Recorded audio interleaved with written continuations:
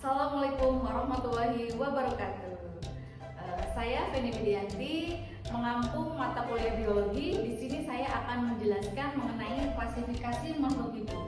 Oke, di mana klasifikasi makhluk hidup yang di sini menurut Whittaker yaitu ada 5 kingdom, yaitu ada kingdom Monera, kemudian ada kingdom Protista, kingdom fungi, kingdom plantae, dan yang terakhir adalah kingdom animalia. Di mana saya akan menjelaskan secara singkat ya. Untuk kingdom Monera, contohnya di sini adalah bakteri. Kemudian untuk yang protista ada protista mirip tumbuhan, protista mirip hewan, dan protista mirip jamur. Sedangkan untuk kingdom yang ketiga adalah fungi. Ada kelas Ascomycota, Basidiomycota, Zygomycota, dan Dagaromycota. Selanjutnya untuk kingdom plantae ada Bryophyta, kemudian Pteridophyta, selanjutnya adalah Spermatophyta. Sekarang yang terakhir adalah kingdom animalia, terbagi menjadi vertebrata dan avertebrata. Ada integrasi keislaman di mana ada surat Al-Baqarah ayat 31 yang berbunyi Bismillahirrahmanirrahim. Wa 'allama Adamal asma'a kullaha tsumma aradahum 'alal malaikati faqala anbi'uni bi asma'i haula'i in kuntum shadiqin. Artinya, dia mengajarkan kepada Adam nama-nama, dalam hal ini benda seluruhnya. Kemudian dia memperlihatkannya kepada para malaikat. Seraya berfirman, sebutkan kepadaku nama-nama benda ini jika kamu benar. Nah, maksud di sini adalah bahwa penggolongan makhluk hidup itu dibagi menjadi berbagai kelas, klasifikasi. Makanya ada yang namanya pengelompokan agar orang itu tahu dibedakan berdasarkan apa? Berdasarkan ciri-cirinya. Oke, selanjutnya yang akan kita bahas selanjutnya yaitu kingdom plantae, yaitu ciri-cirinya berbeda dengan kingdom yang lain. Apa sih ciri-cirinya? Dia memiliki dinding sel yang tersusun atas selulosa, kemudian memiliki klorofil yang berfungsi sebagai fotosintesis. Itulah kenapa kingdom plantae disebut sebagai autotrof karena bisa membuat makanannya sendiri. Selanjutnya eukariotik. Eukariotik di sini artinya selnya memiliki membran inti sel. Jadi di dalam sel itu ada inti sel. Nah, inti selnya ini bermembran, itu namanya eukariotik. Kemudian multiseluler, menyimpan cadangan makanan dalam bentuk amilum atau pati, kemudian mengalami pergiliran keturunan selama siklus hidupnya. Itulah tadi yang membedakan dengan kingdom animalia atau kingdom yang lain, bahwa di sini memiliki dinding sel dan jelas autotrof atau bisa membuat makanannya sendiri. Oke, next. Nah, yang akan kita bahas pertama adalah lumut atau nama lainnya Bryophyta. Berasal dari bahasa Yunani, dari kata bryon artinya lumut, kemudian phyton artinya tumbuhan. Merupakan anggota yang paling sederhana dan sebagai bentuk peralihan antara Talophyta atau tumbuhan bertalus, yaitu tumbuhan yang belum bisa dibedakan antara akar, batang, dan daun sejati. Kemudian dengan Kormophyta atau tumbuhan berkormus, berkormus itu artinya sudah memiliki akar, batang, daun sejati. Jadi peralihan antara Talophyta atau tumbuhan bertalus dengan Kormophyta atau tumbuhan berkormus. Kemudian bagaimana sih cara hidup lumut? Bahwa lumut itu dapat berfotosintesis jika memiliki klorofil, ya. Sebagian lumut merupakan tumbuhan terestrial atau hidup di daratan. Jadi lumut ini hidup di tempat yang lembab atau higrofit, di tanah, di tembok, di bebatuan lapuk, dan menempel atau epifit di kulit pohon. Ada juga di air, yaitu di higrofit nama lainnya. Kemudian ini contohnya adalah Chrysiocarpus tuntas. Oke, next. Di sini ada bagian-bagian lumut sebelum ke reproduksi lumut, bahwa ada antheridium di sini diperbesar, kemudian di sini ada sel sperma yang letaknya di sini, kemudian ini sel telur. Nah, tempat terjadinya fertilisasi saat musim hujan. Sel sperma berenang ke dalam archegonium. Nah, ini archegoniumnya masuk. Ya, jadi sel spermanya masuk ke sini. Kemudian menjadi zigot, tumbuhan lumut yang muda, sporofil muda. Kemudian tumbuhan lumut yang menghasilkan spora. Selanjutnya kotak spora ini dengan pembelahan meiosis membentuk spora. Nah, selanjutnya terjadi spora tumbuh menjadi protonema. Nah, ini adalah siklus hidup lumut atau reproduksi lumut. Next. Selanjutnya tadi sudah membahas mengenai lumut atau bryophyta. Untuk kelas kingdom plantae selanjutnya adalah paku atau pteridophyta. Di sini ciri-cirinya tumbuhan kormus memiliki akar, batang, dan daun sejati. Akar serabut batang berbentuk rizoma dan daun beraneka ragam. Daun mudanya menggulung. Nah, ini ciri khasnya dari paku pteridophyta, yaitu daun mudanya menggulung atau circinatus, ya. Kemudian memiliki jaringan pengangkut yaitu xilem dan flair. Kemudian habitatnya di mana? Di tempat lembab. Spora dihasilkan oleh sporofil atau daun yang fertil. Kemudian mengalami metagenesis. Sporofil dominan dari fase gametofit. Spora dihasilkan dalam sporangium atau kotak spora. Kemudian gametofit pada tumbuhan paku berupa talus. Nah, ini macam-macam pteridophyta.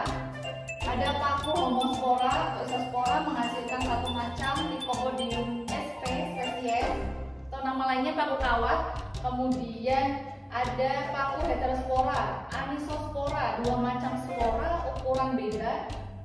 Nama latinnya dari semanggi, ya. Kalian yang penasaran seperti apa semanggi, silahkan di browsing, karena sebenarnya kita mungkin melihat tapi tidak tahu namanya. Nah, itulah makanya kita harus mengenal sesama makhluk hidup. Nah, nama latin semanggi ini adalah Marsilea crenata. Kemudian paku peralihan menghasilkan spora dengan bentuk dan ukuran yang sama, yaitu pada paku ekor kuda. Nama latinnya Equisetum debile. Kemudian bagaimana sih reproduksi paku? Di sini ada siklus tanaman paku. Oke, bisa dilihat di sini bagian-bagiannya bahwa ini adalah sorus, yaitu berisi sporania menempel pada sisi belakang daun paku. Kalau kalian lihat tanaman paku, di belakangnya ada yang warna kuning, kemudian ada serbuk-serbuknya. Nah, ini adalah sorus. Spora keluar dari sorus dan terjatuh di tempat yang lembab, tumbuh menjadi struktur yang menyerupai lumut hati. Selanjutnya dari spora ini terbentuklah pembentukan tunas-tunas tumbuh menjalar dan membentuk koloni sebagai cara perkembangbiakan seksual. Kemudian dengan gametofit ini adalah antheridium kelamin jantan menghasilkan spermatozoid berflagel. Kemudian gametofit dengan archegonium ini yang betina menghasilkan ovum. Kemudian jantan menghasilkan sperma. Kemudian terjadi fertilisasi menghasilkan embrio, yaitu setelah fertilisasi akan membentuk embrio dan membentuk menjadi gametofit dengan struktur daun yang terlebih dahulu tumbuh. Nah, ini daun mudanya. Kemudian ini adalah sporofit dewasanya. Nah, itulah gambar reproduksi paku atau siklus tanaman paku pteridophyta. Selanjutnya adalah tumbuhan berbiji, spermatophyta. Nah, ini yang sebenarnya sering kita lihat, ya, di sekitar kita. Kenapa? Karena ukurannya besar, ada yang dari kecil sampai yang paling tinggi. Oke, tumbuhan berbiji disebut juga tumbuhan yang alat perkawinannya terlihat, Phanerogamae, atau tumbuhan berbunga, Anthophyta, karena biji asalnya dari perkembangan bunga.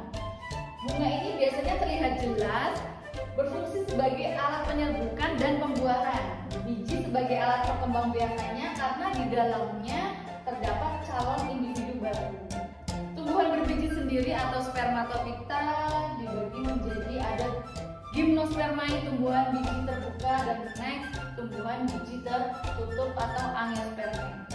Gimnospermae di sini yaitu kelompok tumbuhan yang bakal bijinya tidak dilindungi oleh daun buah atau bijinya berada pada bilah-bilah strobilus yang berbentuk sisik. Di sini ada siklus hidup dari pinus. Kalian pasti sering melihat ya pinus di sini, bahwa pohon pinus sering kalian lihat bagaimana sih prosesnya adanya siklus hidup dari pinus ini, bahwa kalau dilihat dari sini ada yang ini runjung betina, kemudian yang ini bentuknya seperti ini runjung dewasa, kalian lihat. Kemudian dengan pembelahan meiosis, ini runjung jantan, ini runjung betina. Kalau runjung betina muda ini, kemudian sisik runjung betinanya membentuk, ada ovul, megaspora, kemudian gametofit betina, megasporangium, megaspora, terjadi fertilisasi selanjutnya sampai ini ada bagian-bagiannya sampai ke ada gametofit betina dan menghasilkan embrio bercambah. Sedangkan yang runjung jantan, tiap sisik runjung jantan menghasilkan 2 mikrosporangium. Kemudian ada mikrosporangium, nah ini yang bagiannya adalah mikrospora. Kemudian menghasilkan apa? Serbuk sari terbawa angin ke runjung betina. Jadi tadi dari ovul ini kemudian bersama dengan ovul mikrospora ke runjung betina, kemudian terjadilah fertilisasi sampai ke bentuk embrio. Yang tadi sudah saya jelaskan sebentar bahwa selain ada gimnospermae juga ada angiospermae, yaitu tumbuhan biji tertutup, yaitu kelompok tumbuhan yang bakal bijinya dilindungi oleh daun buah. Angiospermae ini dibagi menjadi 2, yaitu ada monokotil dan ada dikotil. Oke, di sini ada siklus hidup angiospermae, dan selanjutnya adalah membahas mengenai kingdom Animalia. Tadi sudah menjelaskan mengenai kingdom Plantae, sekarang beralih ke kingdom Animalia, di mana Animalia adalah dunia hewan. Dunia hewan sendiri ini terbagi menjadi 2 kelompok besar, yaitu ada vertebrata atau hewan bertulang belakang dan avertebrata, hewan yang tidak bertulang belakang. Fungsinya apa? Organisme eukariotik. Jadi inti selnya memiliki membran, kemudian multiseluler, tidak memiliki dinding sel, dan klorofil itu yang membedakan dengan tumbuhan. Kemudian bersifat heterotrof, jadi tidak bisa menghasilkan makanannya sendiri karena memperoleh makanannya dari organisme lain. Kemudian reproduksi umumnya dilakukan secara kawin, secara seksual. Beberapa ada yang reproduksinya dilakukan secara tidak kawin atau aseksual.